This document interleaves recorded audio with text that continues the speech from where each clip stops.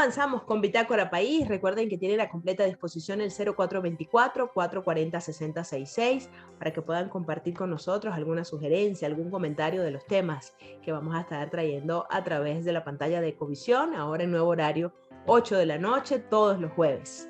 Vamos a avanzar con más información en esta oportunidad. Bueno, presentarles el acostumbrado video que siempre nos deja muchas, pero muchas herramientas. En este caso, vamos a presentarles a Montserrat Dols. Ella es psiquiatra infantil y, bueno, nos va a hablar un poco acerca de la promoción de la salud mental en nuestros niños y adolescentes. Escuchemos. Soy Montse Dols, soy médico psiquiatra infantil y juvenil y soy coautora del libro Una mirada a la salud mental de los adolescentes, enmarcada en los informes Faros del Hospital de Sant Joan de Déu de Barcelona. Hola Montserrat, soy Ana, soy profesora de secundaria en un colegio y estoy encantada de estar contigo aquí, que podamos compartir un diálogo sobre la salud mental, un tema que es muy importante hoy en día y que además creo que desde la educación podemos abordarlo y trabajarlo mucho. Encantada, Ana, de estar aquí. Nosotros vemos que los alumnos llegan al cole y sabemos que tienen su familia, sus amigos, sus problemas. ¿Qué señales nos pueden alertar a nosotros de que puede que no tengan una buena salud mental? Yo diría primero de todo, ¿no? Primero de todo que quizá es verdad que tenemos que estar atentos porque los trastornos mentales, muchos, empiezan antes de los 18 años, es decir, empiezan en la infancia y en la adolescencia. Por tanto, estar atentos es una muy buena idea. Es verdad que no se notan mucho, que las primeras fases de los trastornos mentales no se notan mucho y a veces se confunden con el propio desarrollo normal del adolescente. Lo que deberíamos estar atentos es cuando vemos que un chico o una chica cambia mucho, es decir, que tenía una forma de hacer, tenía una forma, su vida tenía un estilo y se produce un cambio notable, notable y persistente. Es decir, que cambia bastante y además dura en el tiempo. Y además que ese cambio a menudo no lleva tampoco como a un beneficio o es que resulta que ha cambiado para hacer otras cosas, sino que de alguna forma está perdiendo cosas. Imaginamos a alguien que es pues un poco más tímido, pues va a ser tímido, pero se mantiene en su línea. Si le viéramos pues encerrado en casa, que realmente deja de hacer cosas, que realmente abandona lo que le gustaba y no coge nada nuevo, ahí es donde deberíamos estar como más atentos. Hay datos de la Organización Mundial de la Salud que nos dicen que de un 10 a un 20% de los adolescentes presentan un trastorno mental. Es una horquilla bastante amplia porque evidentemente tenemos datos de muchos países con condicionantes diferentes.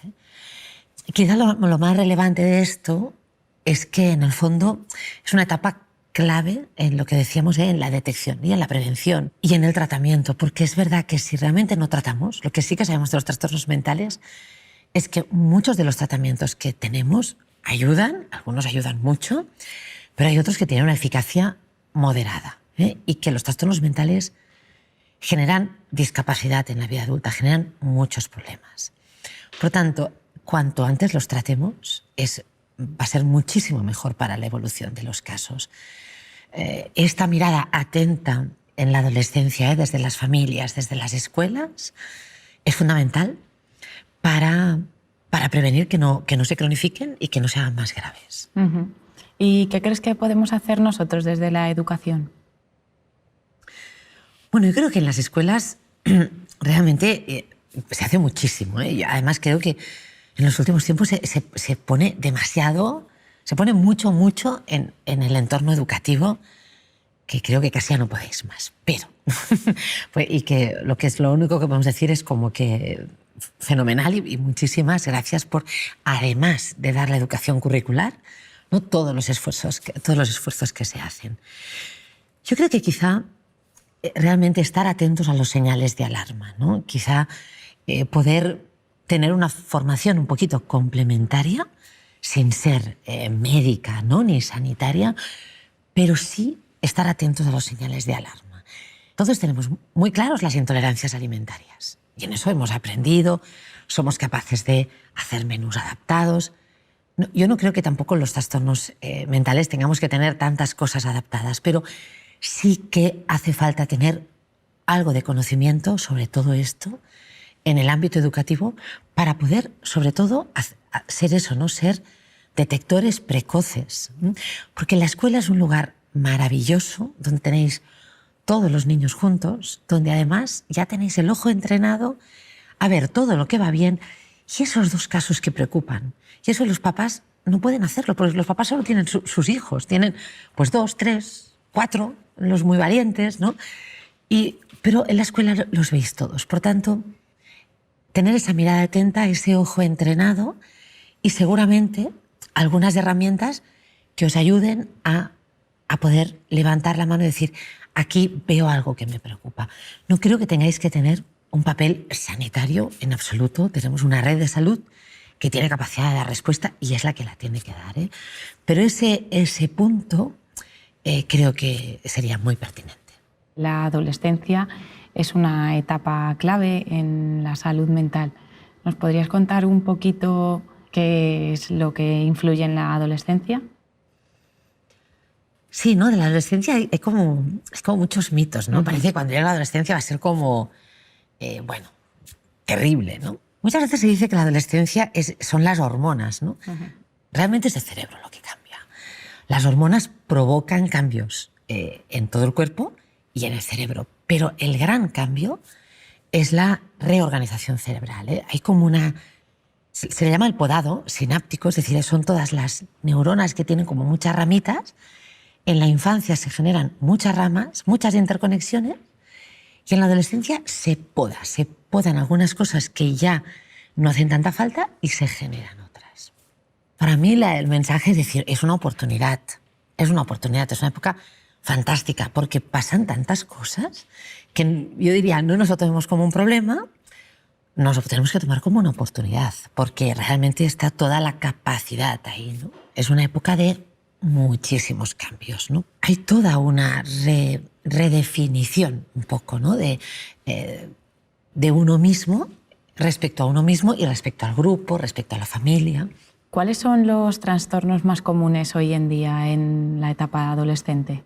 Lo más habitual que le puede pasar a un adolescente es que le pasen cosas que solo sea expresiones del malestar o de la adaptación a sus propios cambios, a los cambios del entorno. Por tanto, lo más habitual es que no le pasa nada, ¿no? Pero cuando pasan cosas, los trastornos más frecuentes son los trastornos de ansiedad, que es importante saber que en la infancia y en la adolescencia su presentación es un poco diferente de cómo la vivimos los adultos, ¿eh? Y luego otros trastornos muy frecuentes son los trastornos depresivos, que ahí la forma de presentación, es decir, cómo son, es todavía más diferente de cómo es la depresión en el adulto. Luego, también son bastante frecuentes todos aquellos que vienen de la época de la infancia, que de alguna forma empiezan más en la época infantil, que son todos los trastornos del neurodesarrollo, es decir, el famoso trastorno déficit de atención con hiperactividad, el TDAH, y los trastornos del espectro del autismo en sus formas a veces más graves, pero también en sus formas más leves, que son las que a veces también cuestan más de ver y que a veces no las vemos hasta la adolescencia, o que pasan muy, muy desapercibidos en la infancia, y en la adolescencia es cuando empezamos a ver que ese chico, esa chica, tiene dificultades que nos cuesta mucho encontrar qué nombre tienen, ¿no? Qué nombre tienen para saber qué es y poderlo ayudar. ¿Qué diferencias hay entre la depresión en adolescentes y la depresión en adultos? Bueno, hay unas cuantas, sí, es verdad, porque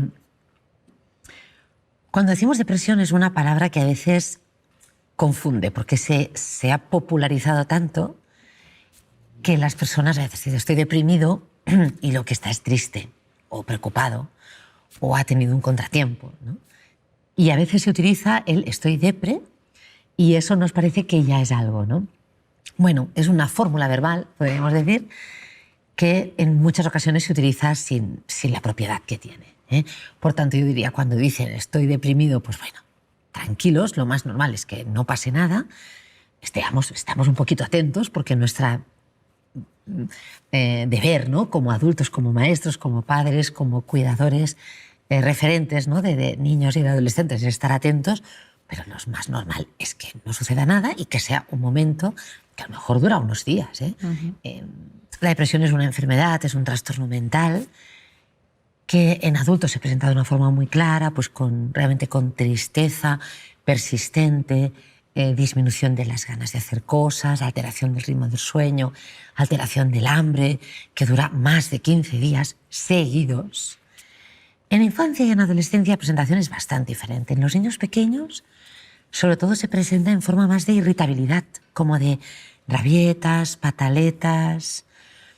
A veces los ves como desganados, como que parece que no juegan como con tantas ganas, están como más aburridos. Muchas veces dicen, estoy aburrido. ¿eh? Y los adolescentes es un entremedio entre una cosa y la otra. En la adolescencia a veces sí que hay más manifestación de la tristeza, pero también hay ese componente de irritabilidad, de estar irritables, enfadados, como a la que salta, también un poco ahí como desganados. Tiene su punto difícil porque la adolescencia, con todos los cambios que tiene, también tiene esa fase a veces de pasar como por pequeñas tormentas emocionales, de estar épocas como más animado, otras épocas que parece que todo es un rollo, ¿no? Y dices, ay, Dios mío, ¿no? Quizá un poco la señal sería esa, ¿no? Una irritabilidad persistente, una desgana persistente por las cosas, como un desinterés, ¿no? El estar también, pues eso, ¿no? Con alteración del ritmo del sueño. El ritmo del sueño es siempre una señal de alarma bastante que hay que estar atentos, ¿eh? Y también, evidentemente, ya hay adolescentes con depresión que ya pues, también manifiestan síntomas realmente de estar tristes y pueden manifestar pues, la calidad más del estado de ánimo deprimido y los pensamientos negativos, ¿eh? Pero quizá la gran diferencia es esa, ¿eh? La irritabilidad y toda esta fase más de desgana, que puede pasar inadvertida. Desde tu experiencia, Montserrat, ¿qué diferencias ves entre los chicos y chicas en la etapa adolescente? Bueno, es una pregunta muy interesante, ¿no? Hay diferencias tanto desde el punto de vista madurativo de cómo es su desarrollo y cómo es su neurodesarrollo y cómo las diferentes fases de la adolescencia no son iguales en los chicos y en las chicas. Y luego también hay diferencias interesantes en cómo se presentan algunos trastornos mentales, ¿eh? Lo último que madura en el cerebro es la parte del lóbulo prefrontal, que es la parte que nos da la regulación de la impulsividad, nos da mayor capacidad de planificación, ¿eh? Esta maduración, que es la última, es bastante más precoz en las chicas que en los chicos. Se precipitan más, planifican peor, son más impulsivos, es decir, ahí en su conducta tiene explicaciones realmente ligadas a su propio neurodesarrollo. Y respecto a la parte de los trastornos mentales, me gusta pararme un poco porque, sin querer hacer bandera de esto, pero es muy interesante porque en el fondo la mayoría de los trastornos mentales, de forma clásica, se han estudiado y sobre todo se han descrito en el género masculino, ¿eh? Por tanto, se ha descrito la presentación sobre todo en hombres. Y muchas veces la presentación en mujeres es diferente. Esto en psiquiatría de adultos es clarísimo y en los trastornos mentales en niños y adolescentes también, ¿eh? Y por tanto tenemos mucha más literatura que nos explica de forma clara cómo es pues, el autismo. Te lo explican de forma general, pero en el fondo están hablando sobre todo de chicos, no tanto de cómo se presenta en chicas. Esto ha cambiado y en los últimos 10-15 años hay mucha más literatura y que nos hace que tengamos más herramientas, ¿eh? Pero pues eso, ¿no? Por ejemplo, el autismo, ¿no? Para acabar el ejemplo, hay una dificultad particular en la socialización, en las habilidades interpersonales, ¿no? En la comprensión del otro. Esto que en chicos está bastante afectado, en las chicas está menos afectado y por tanto cuesta más de diagnosticar, pero igualmente tiene su autismo y tiene sus dificultades. Pero podríamos decir que si miramos un libro así rapidito, diríamos, no, esta nena no le pasa eso, porque está muy orientado a los chicos. Trabajando en un cole, en el departamento de orientación y siendo profe, es verdad que en algunos momentos detectamos a algunos alumnos y alumnas pues cierto nerviosismo, cierto miedo con las notas a la hora de hacer los exámenes.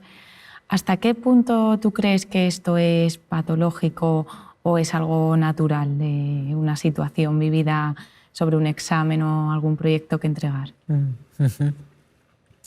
Sí, como decíamos hace un ratito, ¿no? Realmente los trastornos de ansiedad son los más frecuentes en la población infantil y en la adolescencia. La ansiedad es normal. La ansiedad es normal. Es decir, es un mecanismo fisiológico que nos ayuda y hace que nos adaptemos a una situación que es nueva o que podemos considerar peligrosa o que es un reto. Por tanto, la ansiedad nos ayuda en muchas cosas y, por tanto, forma parte de la vida cotidiana.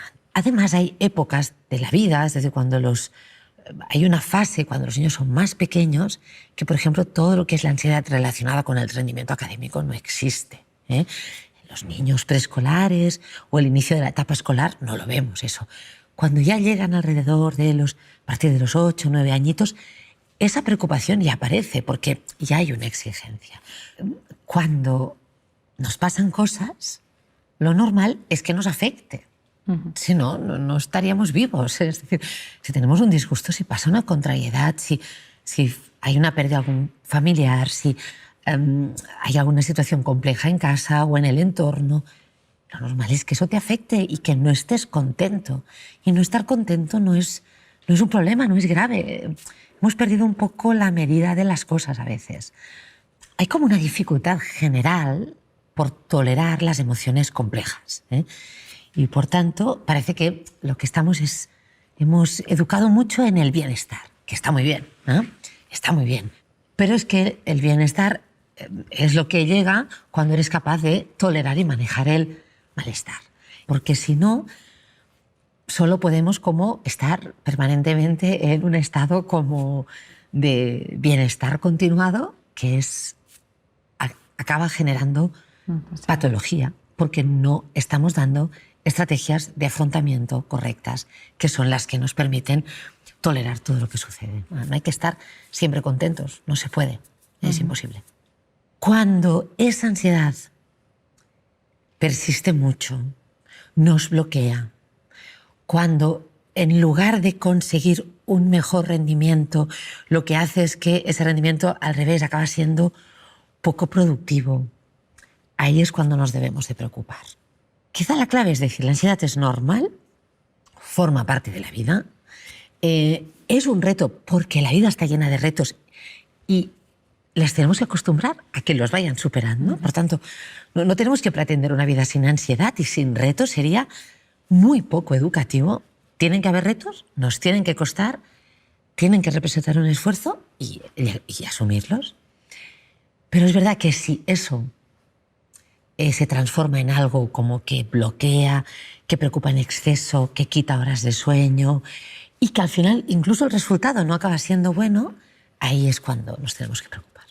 Interesante entonces esta propuesta que nos trae la psiquiatra, bueno, en torno a esos cambios a los que tenemos que estar atentos como padres, entendiendo que toda esta edad de la adolescencia, esta etapa de la adolescencia, pues tiene sus cambios, sus altos, sus bajos, pero bueno, siempre dentro de los parámetros normales. Cuando veamos alguna situación que se sale de lo común, de lo frecuente, bueno, ahí es donde tenemos que encender nuestras alarmas como padres, cuidadores, tíos, primos, cercanos a ese joven y así entonces poder ayudar, activarnos con los especialistas para que así entonces podamos promover una prevención, sobre todo en el cuidado, en la salud mental. Vamos a una pequeñita pausa. Al regreso seguimos con más información. Cardio Integral. En Cardio Integral te ofrecemos consulta de cardiologías de adultos y niños, cirugía cardiovascular y todos los exámenes cardiovasculares. Estamos ubicados en la Avenida Bolívar Norte, Callejón Las Delicias, detrás del Centro Comercial Camoruco, dentro de la Casa Rosada de Funcamama. Comunícate con nosotros al 0424-463-0550. Cardio Integral, somos los especialistas al cuidado de tu corazón. Visita Frutidos, frutas y batidos para toda la familia, en la Plaza Compostela de la Hermandad Gallega de Valencia. Frutidos, frutas y batidos para toda la familia. En el Centro de Especialidades Odontológicas Santa Teresita, potenciamos tu mejor sonrisa. odontología integral infantil y estética, Ortodoncia y ortopedia. cirugía maxilofacial, Blanqueamiento y limpieza dental. odontología geriátrica Patología bucal. y lo mejor de todo, La atención, orientaciones y calidad humana de nuestros profesionales. Agenda tu cita y visítanos en la mezanina del CC Paraparal Plaza. síguenos. @SEO Santa Teresita.